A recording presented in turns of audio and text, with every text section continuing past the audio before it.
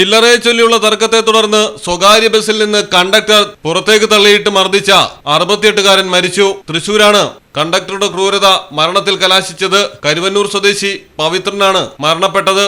തൃശൂർ കൊടുങ്ങല്ലൂർ റൂട്ടിൽ സർവീസ് നടത്തുന്ന ശാസ്ത ബസിലെ കണ്ടക്ടറായ രതീഷാണ് പ്രതി. ചില്ലറയെ ചൊല്ലിയുണ്ടായ തർക്കത്തിനിടയിൽ രതീഷ് പവിത്രന് ഇറങ്ങേണ്ട സ്റ്റോപ്പിൽ ബസ് നിർത്തിയില്ല. പിന്നീട് തൊട്ടടുത്ത സ്റ്റോപ്പിൽ പവിത്രനെ ഇറക്കാനായി ബസ് നിർത്തിയപ്പോഴാണ് ബസിൽ നിന്ന് തള്ളിയിട്ടത്. വീണുകിടന്ന പവിത്രനെ കണ്ടക്ടർ പിന്നാലെ എത്തി മർദ്ദിക്കുകയും ചെയ്തു. തലയ്ക്ക് ഗുരുതരമായി പരിക്കേറ്റ പവിത്രനെ ആദ്യം തൃശൂരിലെ സ്വകാര്യ ആശുപത്രിയിൽ പ്രവേശിപ്പിച്ചു. പിന്നീട് എറണാകുളത്തെ ആശുപത്രിയിലേക്ക് മാറ്റി ചികിത്സ നൽകിയെങ്കിലും ജീവൻ രക്ഷിക്കാൻ കഴിഞ്ഞില്ല.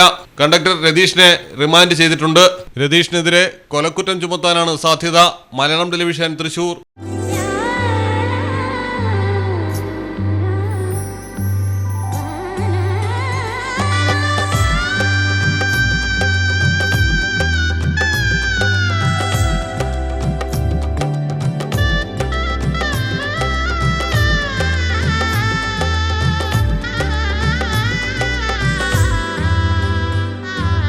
Celebrate the moments of colors.